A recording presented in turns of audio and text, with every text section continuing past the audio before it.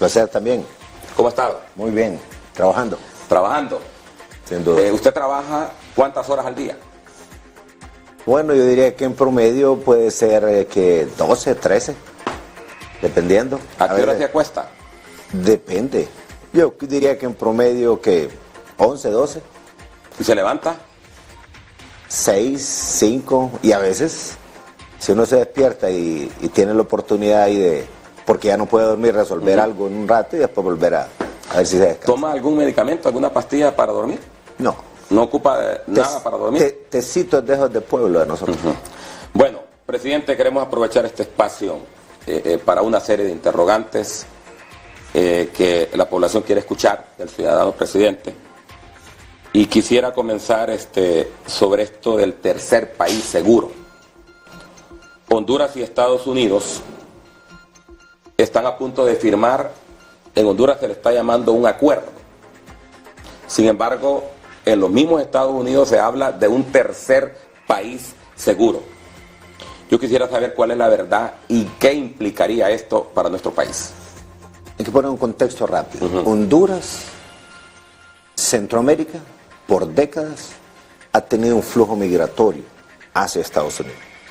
Pero en las últimas décadas se ha incrementado el flujo de personas que vienen de África, en este caso particular también de Haití, de Cuba, a través de Sudamérica y pasan por Honduras. Y la otra parte del contexto importante es que Estados Unidos tiene una determinación hoy en día de cerrar sus fronteras a la migración irregular. Construyeron con México un acuerdo después de una advertencia que le iban a subir los aranceles o tarifas, es decir, pagar más impuestos para que los productos mexicanos entraran al mercado estadounidense. Si eso se llevaba a cabo, era una pérdida a la economía mexicana terrible, sobre todo en empleo. Pero también se ha hablado entre México y Guatemala de la advertencia de ponerle un impuesto a las remesas.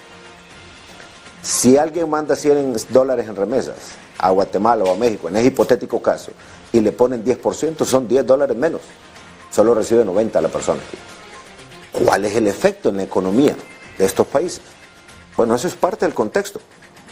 Nosotros creemos que en efecto tenemos que construir un acuerdo en toda la región, y comenzando con México, Guatemala, con Estados Unidos.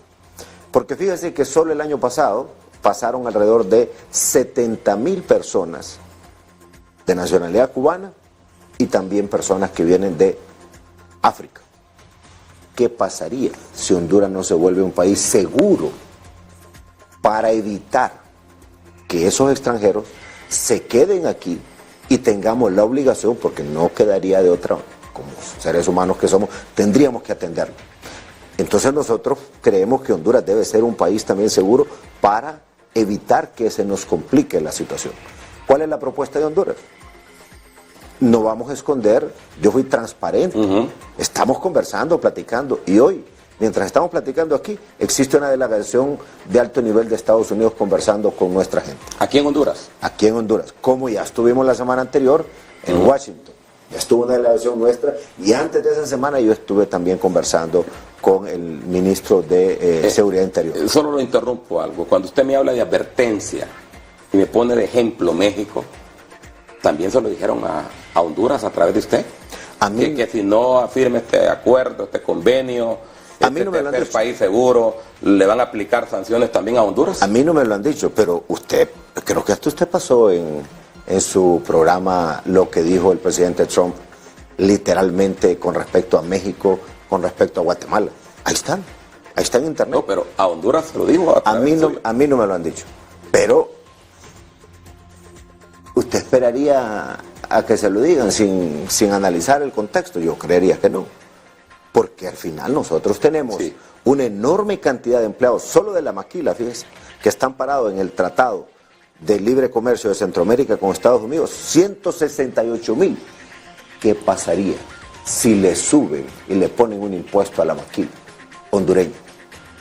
Dejamos de ser competitivos. Entonces si hay temor, pues. No, claro. Hay temor. Hay temor, yo no lo escondo, que ese es un factor importante. Pero además, imagina usted que el principal ingreso de divisas de este país son las remesas que mandan la gente de Estados Unidos y que le pongan un impuesto a ellos allá, 10% o 20%. De cada $100, si le ponen 20, solo va a recibir 80 la gente aquí. Esa es una realidad porque ya se anunció para Guatemala y para México. Cualquiera podría decir, incluyéndome yo, que eso es un chantaje a un país. Pero bueno, el decirle a alguien, bueno, o firme ese convenio, o firma como un tercer país seguro, ¿seguro de qué? De que no pase nadie extranjero por Honduras hacia Guatemala o hacia dónde. Para mí, Honduras debe ser un país seguro en la medida que evitemos que se nos vaya a aglomerar, a crecer una ola enorme de extranjeros en territorio nacional. Si estamos luchando porque nuestra gente tenga más y mejores oportunidades, es difícil con una carga solo de, imaginemos, 70,000 entre cubanos y gente que viene de África, porque usted no puede dejarlo solo, tiene que ver de qué manera los atiende. Entonces, para mí, construir un país seguro para Honduras en términos de evitar ese problema es un objetivo en estas conversaciones. Entonces, ¿cuál es el planteamiento?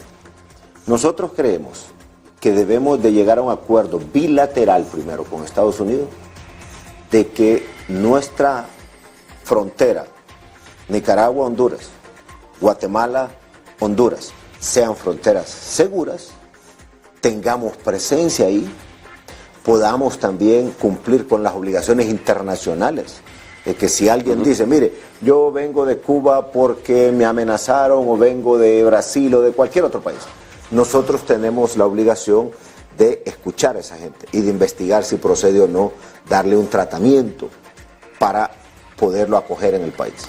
Pero eso tiene un costo. ¿A qué tiempo estamos de esto?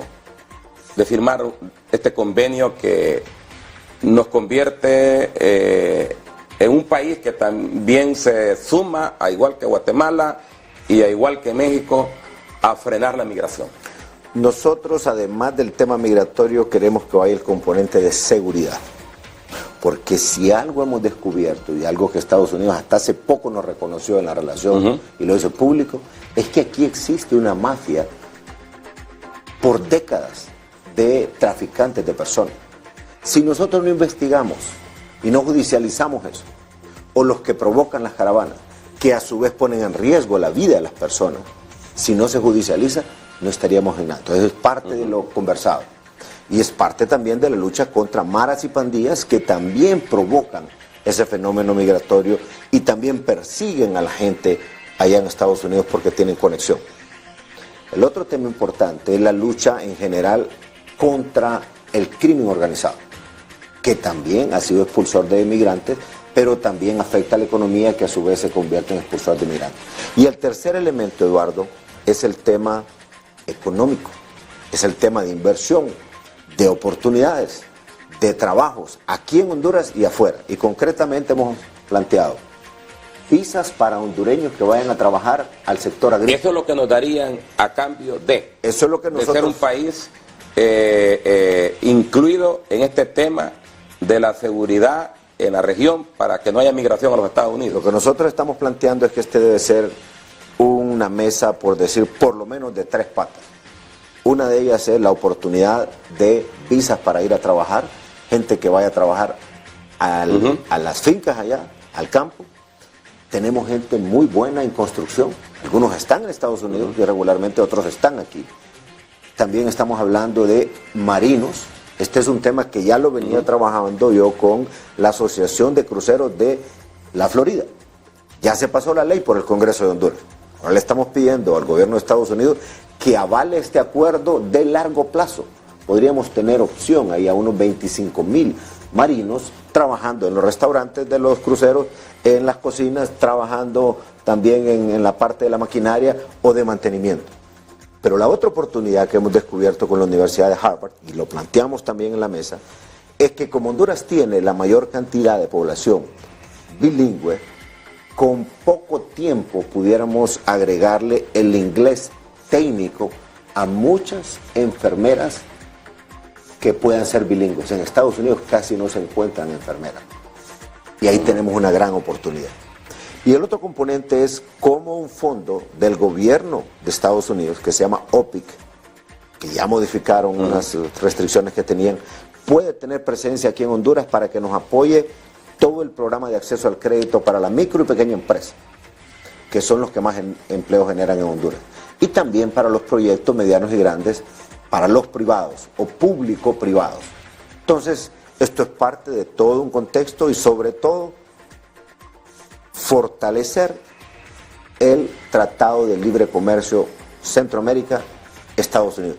Esas son las cartas en la mesa. Estoy siendo transparente con usted. Eso es lo que quisiera, y esperamos porque que pronto lleguemos a un acuerdo. En el juego de palabras se entiende que vamos en la ruta de México, en la ruta de Guatemala y en la ruta ahora Honduras, y que podría llegar después hasta Panamá, como se ha dicho. Estas conversaciones no solamente se han llevado con Panamá, estas conversaciones las están llevando con Colombia, las están llevando con Ecuador, he interpretado las están llevando con Brasil. Pero he interpretado que nadie puede rebelarse con todo a decir no acepto, porque ya lo mencionó, sería fatal, por ejemplo, que nos quieran cobrar impuestos para una remesa. Sería fatal. Sería fatal, sin duda alguna habría un rechazo. O las exportaciones que mandamos a Estados Unidos. Claro, pero le digo, escuché que dijo cubanos, africanos, y me imagino que en la ruta incluye a nicaragüenses. Ahora, la pregunta es, cuando se detenga a alguien que venga ilegalmente, porque Honduras se va a convertir en un tope, de aquí no pasan nicaragüenses, de aquí no pasan cubanos, de aquí no pasan africanos o cualquier otro extranjero que quiera pasar por la frontera de Honduras. ¿Quién va a pagar todos esos dineros para repatriar a toda esa gente a sus países? Por ejemplo. En el caso de Honduras tiene obligación, sin existir este acuerdo, es una obligación internacional. Cualquier persona que venga de otro país, cuya vida se mire amenazada por temas religiosos, temas políticos, lo que sea, nosotros tenemos que atenderlo y escucharlo. Y si procede darle el estatus de refugiado o asilarlo, estamos en la obligación. Es una obligación internacional. O sea que eso ya, va a ser un gasto, eso ya existe. Pero si este sistema funciona, porque nosotros les dijimos hace 7 meses, que no solo se trata del tema en México, porque ellos mismos dejaban pasar a todo el mundo para allá. No solo se trata en la frontera Guatemala-México, o Guatemala-Honduras, o Honduras-Nicaragua. Se trata de todo el continente, porque eso ha existido por ¿cuánto tiempo? Entonces cada país tiene que asumir su compromiso. Nosotros estamos también conversando con Cuba para que los que vengan de manera irregular, en una migración irregular, podamos decirles, señores, usted tiene que regresar a su país, ya que no tenemos nosotros aquí forma de acreditar que usted nos está pidiendo refugio o asilo. O lo que ha ocurrido es que han llegado a Nicaragua con una visa, aterrizan ahí y fácilmente se pasaban clandestinamente aquí. Bueno, hoy no, las fronteras hondureñas van a estar con seguridad. He interpretado claro, no habrá un muro de cemento. Eduardo, solo hay... No habrá un muro de aquí cemento. Solo hay 2 caminos. No, pero le digo, no habrá un muro de cemento, que era con lo que quería el señor presidente Donald Trump, pero está haciendo otro muro. Guatemala, México, Honduras, y de repente llega a Panamá para evitar la migración. Ahora yo solo quisiera pedirle, negocien bien esto. En eso que beneficia a nuestro país. Tenga la plena que en realidad yo pienso que si los Estados Unidos ayudara más directamente en estos países a lo que tiene que ver con la generación de empleo, en que vengan a instalar fábricas, industrias, más movimiento de parte de ellos allá acá, no habría necesidad que gente se fuera. Estoy de acuerdo con usted. Porque irse siempre se van a ir. Y traer también, estamos hablando con Israel, con la gente de Taiwán, de Asia, que también esto es una gran oportunidad para Honduras en términos de instalar empresas para poder atender un mercado grande. Pero aquí yo quiero ser transparente, aquí solo hay 2 caminos. Si nosotros no sabemos atender esto, porque es una posición radical de la administración de Estados Unidos, si nosotros no entramos en una negociación de beneficio a los 2 países, tenemos que proteger en primer lugar las remesas y los empleos que generan nuestras empresas exportadoras, maquiladoras o cualquier otra exportación. En eso tenga plena seguridad el pueblo hondureño que estamos claros y de frente. Pero también esta puede ser una oportunidad. Sí, depende cómo se negocie. Exactamente. Bueno, quiero entrar a otro tema, y esto para todos aquellos que permanentemente preguntan y a veces hasta cuestionan, y es el juicio a su hermano Juan Antonio Hernández, que está muy cerca, ya se habla del 2 de octubre, allá en una corte del Distrito Sur de Nueva York. Yo quisiera preguntarle así, presidente, sin esa investidura suya de presidente, despójese ahorita, ¿qué pasa en su familia y en usted con su mamá, con sus hermanos? Tengo entendido que son muchos hermanos, y en su cargo, repito, lo aparto ahora porque después le preguntaré sobre ello. ¿Qué piensa, qué está pasando en su familia para esa fecha 2 de octubre? Bueno, este es un tema, Eduardo, difícil.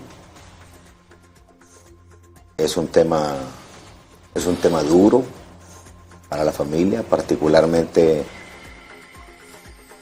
para la familia más cercana, pero obviamente también para mi madre particularmente. ¿Cuántos años tiene su mamá? Nunca me ha permitido que yo lo mencione públicamente. Pero usted sabe cómo son ellas. Entiendo. Pero diría yo que es una mujer tan afianzada en los... Pero Tony es su hijo menor. De mi madre sí. Mi mamá es una mujer que, más que decir los años, es una mujer de mucha fe, de muchos principios cristianos, trabajadora, tiene mucho temple, pero no voy a desconocer que esto le ha afectado. Probablemente una combinación entre los años que tiene y también su sentimiento de madre. Recuerde que esto también viene después de haber perdido a Hilda. Para ella, haber perdido a su hija, para todos nosotros, perder a nuestra hermana, los sobrinos también. Son dos golpes fuertes, eso sin duda.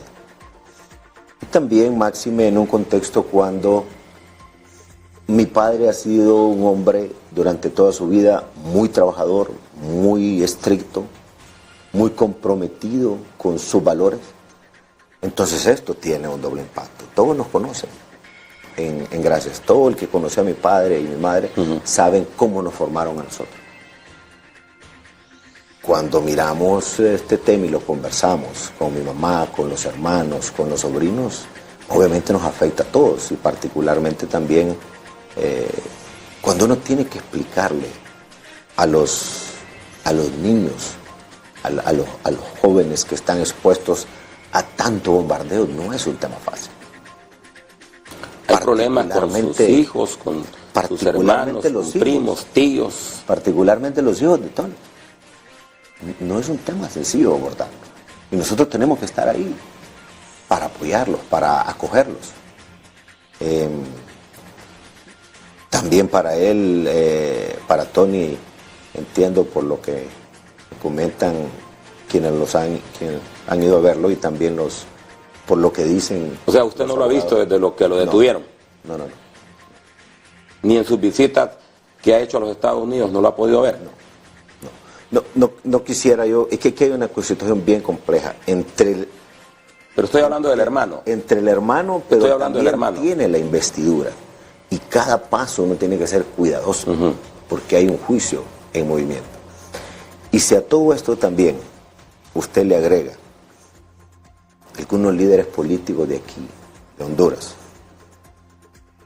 que demostrando su miseria humana, no reparan en que este tema primero está revestido del principio de inocencia, y por sacar provecho personal lo usan dentro y fuera del país, no reparan el daño que le hacen a Honduras. No se ponen a pensar que también ellos son padres, son hermanos.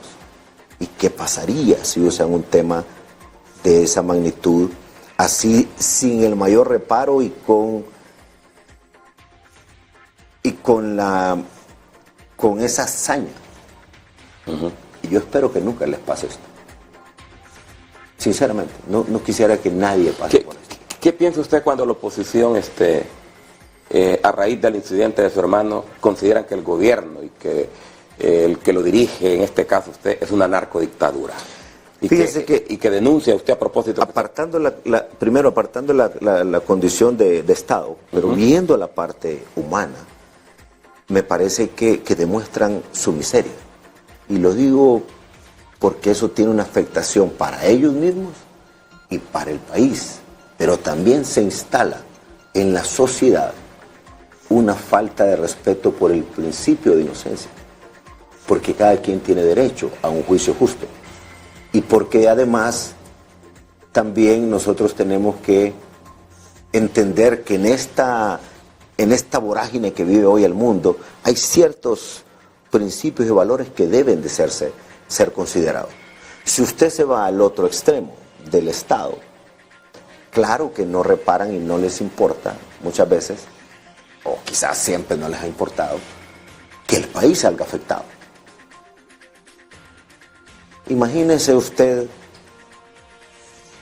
que cuando mencionan eso, no mencionan que ellos se opusieron a la extradición, que ellos se opusieron a que los militares participaran en las tareas de seguridad, que ellos se opusieron a las cárceles de máxima seguridad, que ellos se opusieron a la policía militar, que ellos se opusieron a cuanta medida yo he impulsado en la lucha contra los delincuentes. Eso no lo ponen en contexto, porque una oposición seria podría ser, ok, no nos parece esto, aunque lo hizo, o esto medianamente está funcionando o no está funcionando. Sencillamente se van al ultraje, aunque eso tenga una consecuencia para la imagen del país, una consecuencia, Eduardo, irreparable.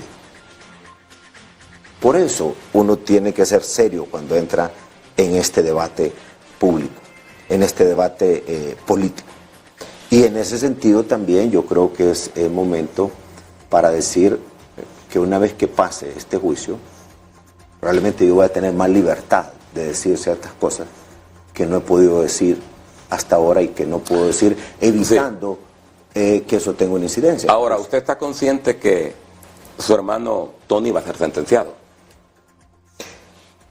Eduardo, está en un proceso judicial en Nueva York y no hay escapatoria, tiene que ser sentenciado. Una sentencia va a haber, una sentencia condenatoria o absolutoria. Bueno, que nunca la hay. Sí han habido. Pero yo le voy a decir una cosa. Se dan posterior. Nosotros cuando conversamos con la familia, por nuestra formación, nosotros tenemos fe que él va a salir bien librado de esto. ¿A qué le llama bien librado, presidente? A salir bien librado. Eso tiene muchas implicaciones. Porque se ha hablado de que su hermano Tony... Y ojo que no puedo ser yo como preciso en ciertos... A su hermano se le ha puesto, presidente, como uno de los más narcotraficantes más grandes, no solo de Honduras, sino de la región.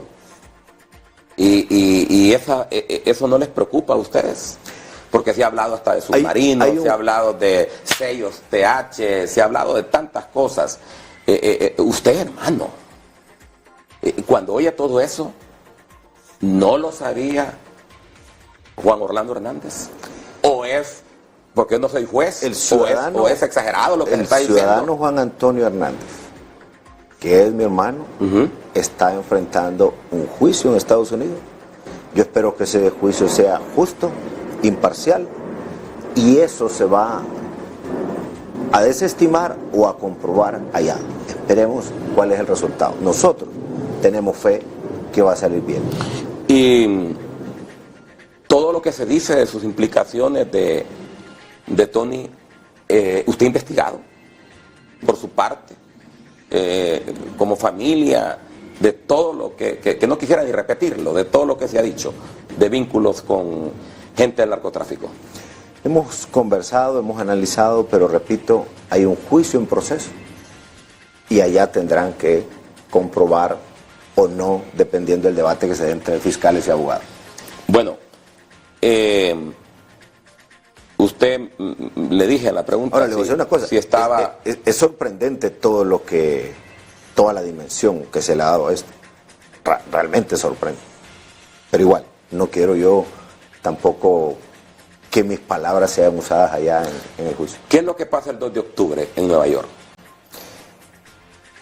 Yo no tengo contacto con los abogados de Tony, mis hermanos sí, pero entiendo que es como ya la instalación o la escogencia, perdón, del proceso de identificar quiénes van a ser los jurados.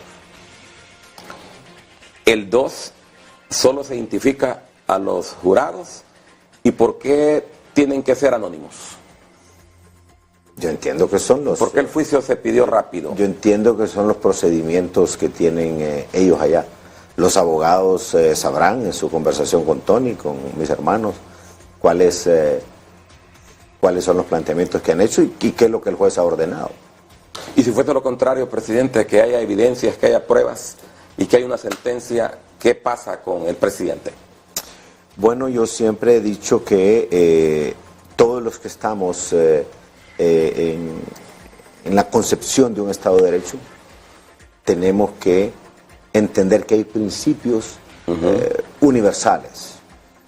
Uno es que la ley debe aplicarse parejo, es que el estado de inocencia es algo fundamental en una democracia y eso conlleva un juicio justo. Y en ese juicio se van a presentar tanto los que acusan como los que defienden. A ver qué tipo de evidencia hay. Fíjense que en este caso particular, por lo menos lo que me han contado mis parientes de lo que dicen los abogados de Tony, son básicamente testimonios de narcotraficantes, de ex policías depurados, en los que están sustentando sus argumentaciones. Por eso es que se habla de la conspiración. De la co-conspiración suya. Para darle espacio a ciertas expresiones u opiniones de ciertos testigos que de otra manera no podrían ingresar al juicio. Entonces, ¿de quién se trata? Particularmente alguien que estuvo como alcalde y quiso ser alcalde y que yo tuve que decirle: si yo soy candidato a la presidencia, usted no me puede acompañar a mí. Este tipo que se llama Alexander Ardón. Desde ahí, obviamente que le iba a causar mucha incomodidad para conmigo. Segundo, cuando yo gano la presidencia e ingreso al Poder Ejecutivo, a la presidencia, me doy cuenta que está el hermano nombrado y que continúa como director del Fondo Vial. Le mandé a decir que tenía que salirse del Fondo Vial. Tuvimos que sacarlo del Fondo Vial. Y después tuvimos que cerrar el Fondo Vial, porque ahí habían cosas complicadísimas. Pero después, estando de presidente, se le incautan bienes. Entonces no va a estar contento conmigo. Y es parte, a mi criterio, de una serie de ataques de quienes se han visto perjudicados por las acciones que yo tomé. A los 10 días de ganar la presidencia, estaban los cachiros en Belice negociando con la DEA. ¿Y qué implica esa negociación? ¿En qué implica participar? Decir cosas para poderse bajar la pena. Y de paso también atacan a quien ha sido el responsable de su desgracia. Porque mire, Eduardo, y usted lo sabe porque hace años cubre el tema noticioso, antes como periodista allá de otros medios, ahora como periodista en su propio canal. Nadie quería enfrentar el tema del narcotráfico. Ni tan siquiera querían hablar el tema de las maras. Y este país estaba llegando al precipicio y llegamos a ser considerados el país más violento del mundo porque casi llegamos al número de 90 muertes por cada 100.000 habitantes. Aquí buena parte de la policía estaba al servicio del narcotráfico. Aquí había permeado casi todos los sectores, por no decir todos los sectores. Y no crea que es que a mí me gusta andarme cargando problemas. Entre más grandes, ahí voy. No. Es que al final, ¿qué es de la juventud de este país? ¿Qué es de las familias? Si se termina perdiendo. ¿Cuántas vidas no perdimos? 67.000. Yo sabía que iba a tener consecuencias. Sabía que esta lucha iba a tener consecuencias. Y en más de alguna oportunidad con varios de los periodistas lo hablamos. Pero al final, Eduardo, si uno llega a la presidencia y voltea a ver para otro lado, obviando los problemas que más agobian al pueblo, usted no merece estar ahí. Es como yo lo veo. Sí. Ahora, eso me ha traído también enemigos de diferentes sectores, unos más grandes que otros. En una ocasión tuve que llamar al presidente Enrique Peña Nieto para explicarle la información que el embajador Nilon me vino a dejar aquí a mi casa, de cómo un tipo mexicano con el cartel de los Valles, y donde operaba este Ardón, estaban planificando un atentado para un 21 de septiembre allá en Gracia. Fueron tan serios los del gobierno de Estados Unidos que la noche antes le fueron a dejar una notificación la gente del FBI al embajador Milla, allá en Washington, a su propia casa, a la casa del embajador. Y cuando me dan la información, no me queda más que llamar a Peña Nieto y decirle, hay un mexicano de un cartel muy importante que está financiando este atentado. Y la información es ABCDE. De esos atentados, probablemente ese es el que más ha trascendido. Pero ¿usted cree que a mí me gustaría estar sometido a amenazas todas las semanas o cada vez que voy a salir? O lo peor, que mi familia esté amenazada. ¿Qué cree usted que le pasa a uno todos los días? Sin embargo, si no hacemos esta lucha, no recuperamos el país, Eduardo. Sí. Y probablemente esas consecuencias yo las voy a tener después de que deje de ser presidente también. Sí, bueno, lo detengo ahí un poco porque quisiera preguntarle, ¿usted tiene contratado algún equipo de abogados o alguien que lo represente en los Estados Unidos por esta mención que se hace en una declaración, como yo lo especificó, de que se menciona en el documento que presentaron los fiscales como conspirador? No, no lo tengo. Sin embargo, he escuchado criterios de expertos y de gente que de una u otra manera también le preocupa qué es lo que puede estar pasando. En ese sentido, mi familia, que tiene relación con los abogados de Tony, también han hecho sus averiguaciones. Yo no he conversado con los abogados de Tony porque no es mi papel.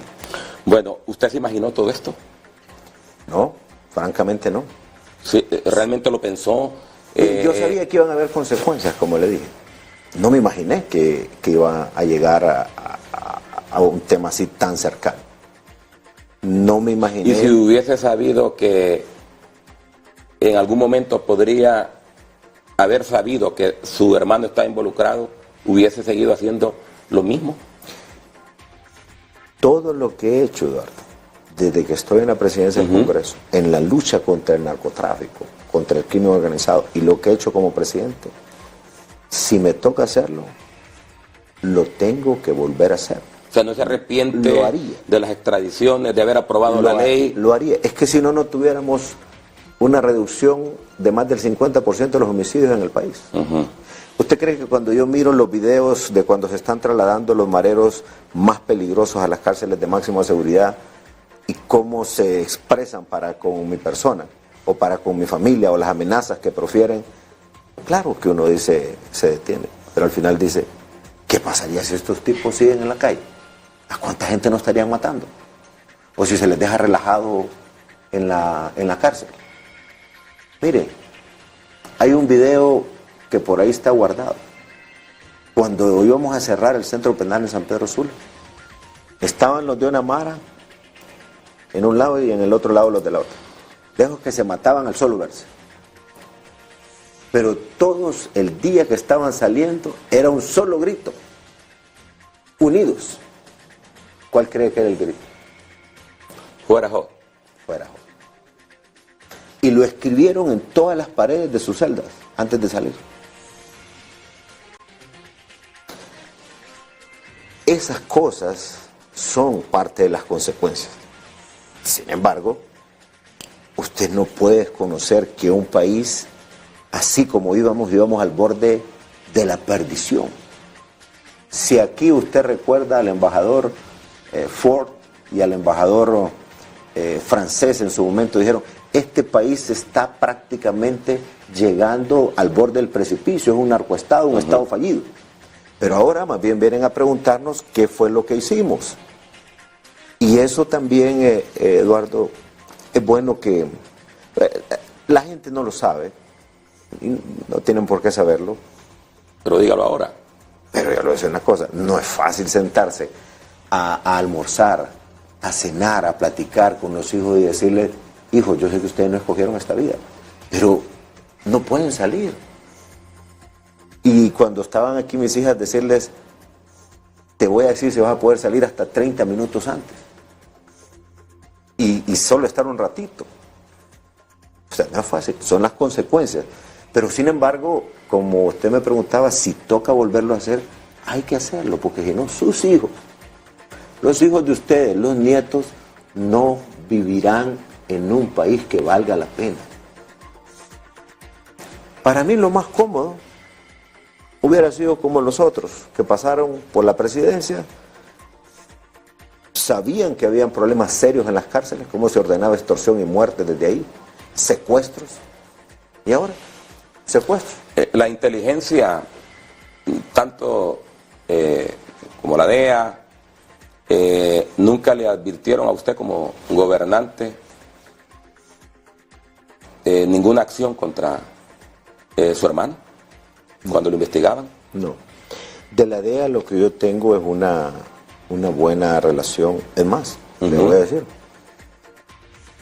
cuando ya asumí por segunda vez, como había un nuevo gobierno en Estados Unidos, aproveché una conversación con el vicepresidente Pence. Quedamos de reunirnos, nos reunimos en Washington y me dijo, presidente, ¿cómo seguimos trabajando todavía más de cerca? Y le dije, montemos un equipo de alto nivel en materia de seguridad y desarrollo económico entre Estados Unidos y Honduras.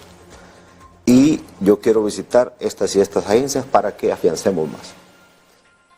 Fuimos a hacer todo un recorrido, pero lo interesante es que cuando llego a la DEA, el que estaba sirviendo de director, me explica, presidente, estamos trabajando en esto, necesitamos esto, admiramos de Honduras esta parte, queremos agradecerle, y bueno, ya diseñamos un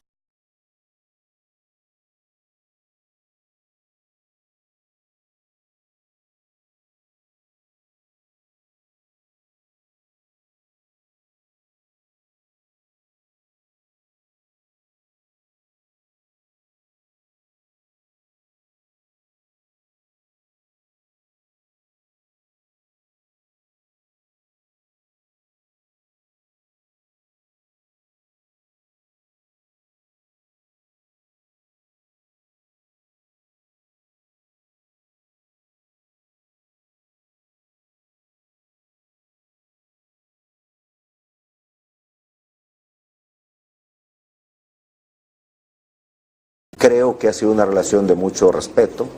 Tal vez, Eduardo, hay algunas cosas que no siempre yo estuve de acuerdo. Pero me parece que entre amigos uno debe decir, no estoy de acuerdo porque creo que mi país puede sacar mejor ventaja así o así. O esto le puede afectar a mi país. En eso creo que ellos están claros. Si alguien les habla con transparencia, es su servidor. Pero creo que buena parte del éxito que hoy tenemos en materia de seguridad ha sido por el trabajo conjunto con Estados Unidos y con Colombia y México también. Y también, diría yo, con las fuerzas que hemos montado, la parte de seguridad en las fronteras con Guatemala, con El Salvador, con Nicaragua, también nos ha ayudado. Bueno, en HCH no montamos campañas de prestigio ni desprestigio para nadie, pero como cristiano, yo no le puedo desear un mal a nadie, presidente. Así es. Ni me puede alegrar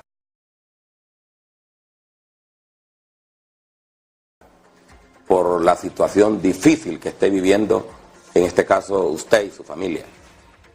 Todo lo contrario. Hay que tener paz, hay que aferrarse más al Rey de Reyes, porque Él es al final quien tiene el control de cualquier situación. Yo he aprendido que quien tiene el propósito es Él en la vida de cada uno de nosotros. Quisiera apartarme un poco del tema, porque también hay otros temas, salvo que usted quiera decir algo más sobre ello. ¿Qué espera de la población una vez que se conozca la sentencia de su hermano? Quizás en general, yo creo que tenemos que tener sumo cuidado, los padres de familia, la población en general. Es un poco técnico, pero voy a tratar de traducirlo a un lenguaje bien sencillo. Dice una frase muy importante por ahí, que de la justicia no se puede hacer un linchamiento, porque si no, no es justicia. Entonces me parece que ahí está muy en riesgo aquel famoso principio de los 10 mandamientos, el respeto al prójimo. No hagas a otro lo que no quisieras que te hagan a ti. ¿Y por qué menciono eso? Porque si no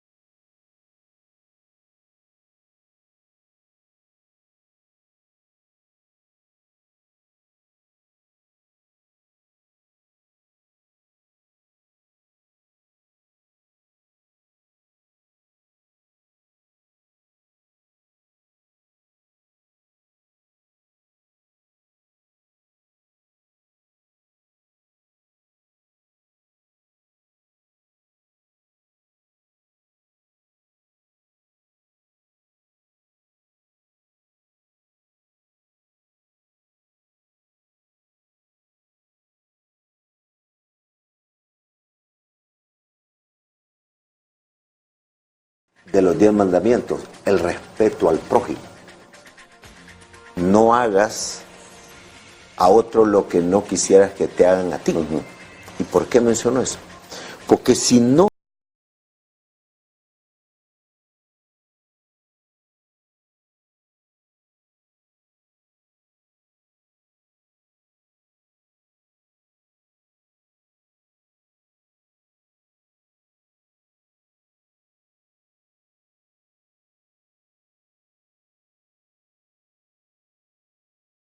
mandamientos, el respeto al prójimo. No hagas a otro lo que no quisieras que te hagan a ti. ¿Y por qué menciono eso? Porque si no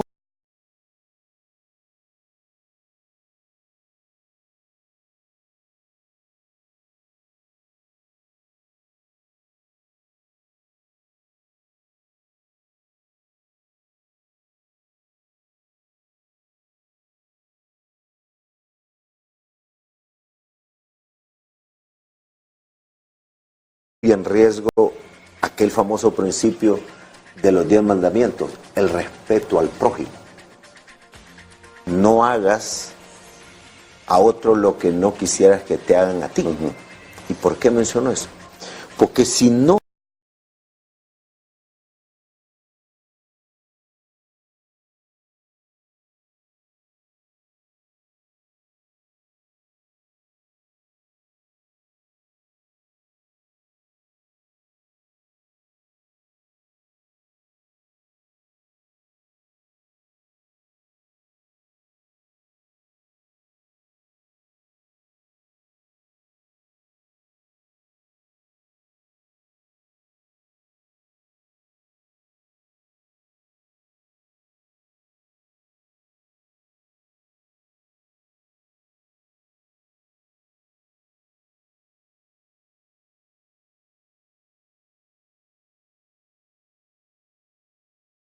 entonces me parece que ahí está muy aquel famoso principio de los 10 mandamientos, el respeto al prójimo.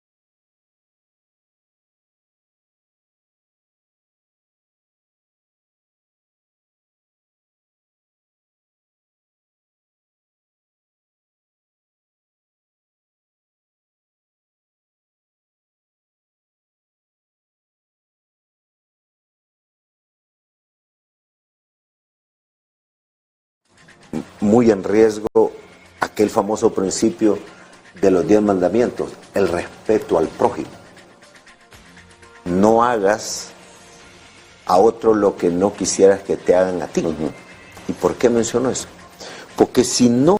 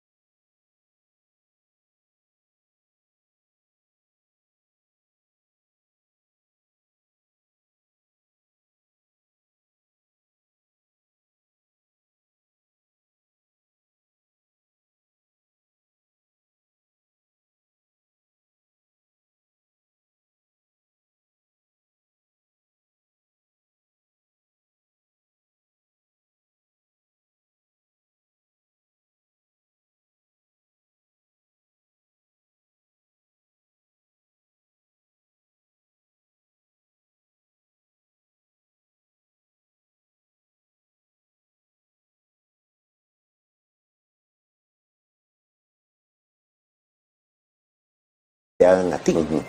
¿Y por qué menciono eso? Porque si no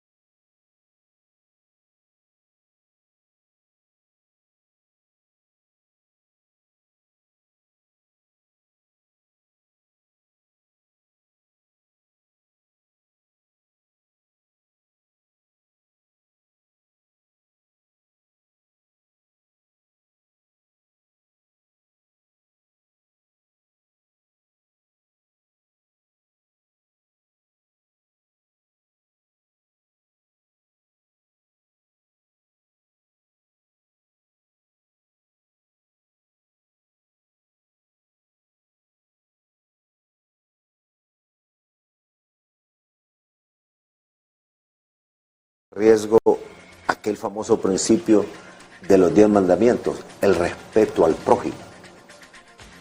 No hagas a otro lo que no quisieras que te hagan a ti.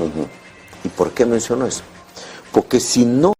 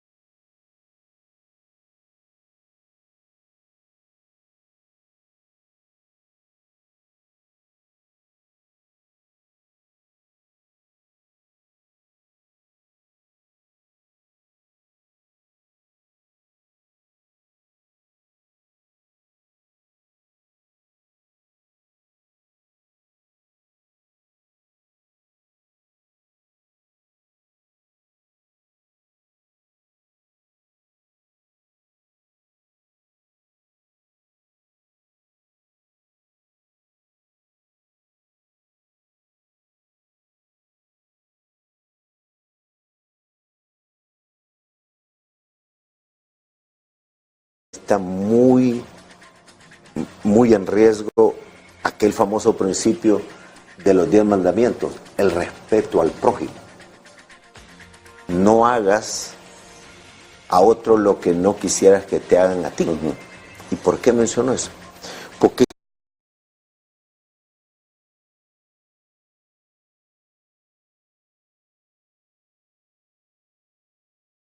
entonces me parece que ahí está muy en riesgo aquel famoso principio de los 10 mandamientos, el respeto al prójimo. No hagas a otro lo que no quisieras que te hagan a ti. ¿Y por qué menciono eso? Porque si no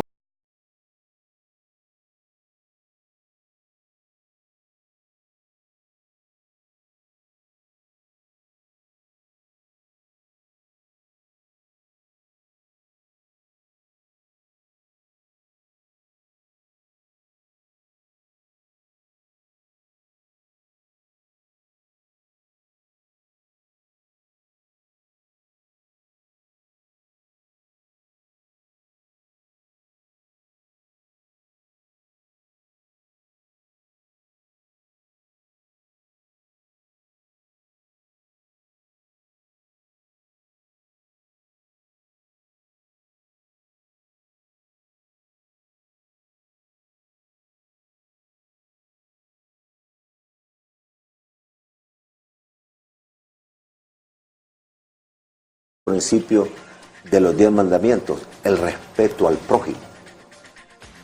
No hagas a otro lo que no quisieras que te hagan a ti. ¿Y por qué menciono eso? Porque si no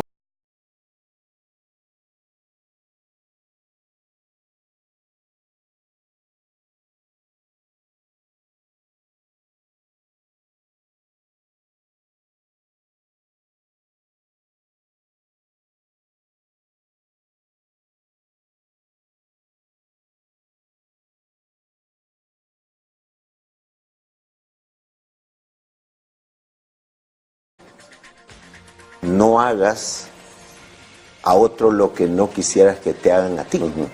¿Y por qué menciono eso? Porque si no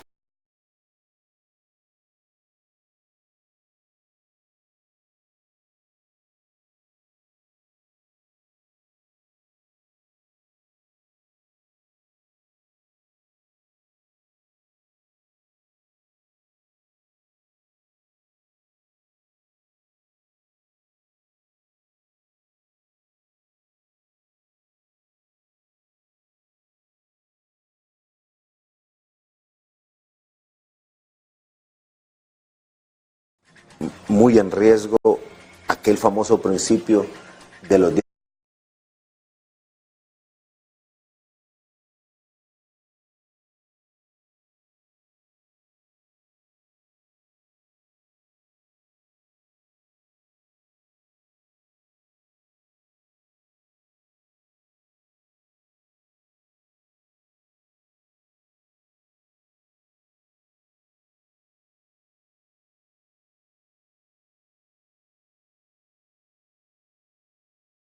Está muy en riesgo aquel famoso principio.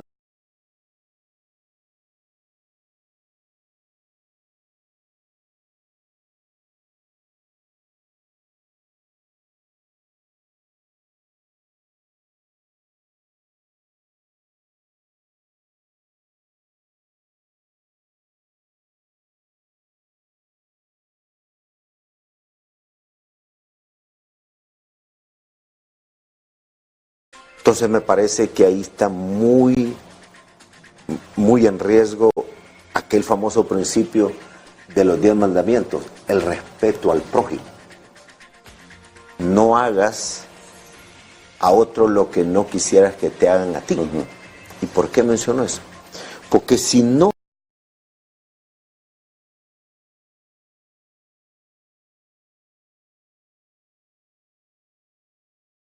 entonces me parece que ahí está muy en riesgo aquel famoso principio de los 10 mandamientos, el respeto al prójimo.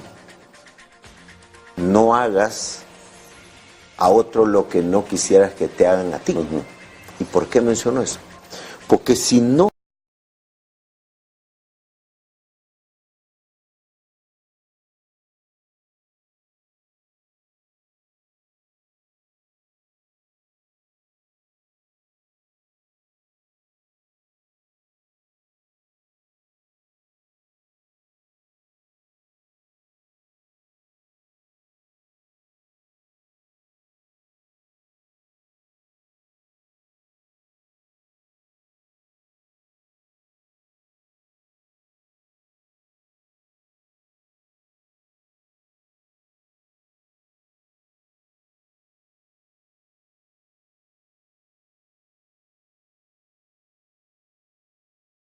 parece que ahí está muy en riesgo aquel famoso principio de los 10 mandamientos, el respeto al prójimo. No hagas, entonces me parece que ahí está muy en riesgo aquel famoso principio de los 10 mandamientos, el respeto al prójimo. No hagas a otro lo que no quisieras que te hagan a ti. ¿Y por qué menciono eso? Porque si no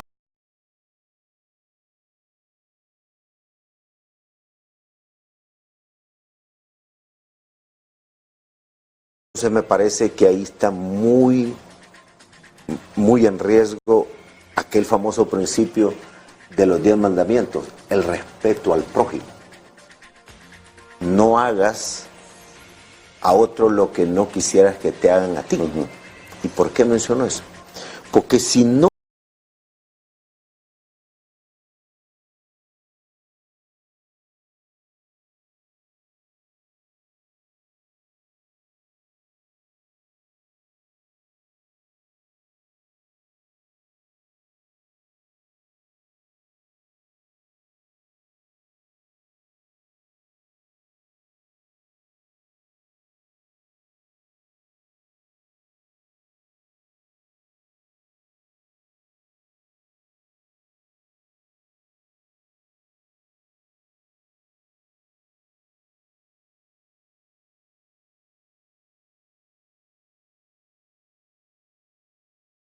entonces me parece que ahí está muy en riesgo aquel famoso principio de los 10 mandamientos, el respeto al prójimo. No hagas a otro lo que no quisieras que te hagan a ti. ¿Y por qué menciono eso? Porque si no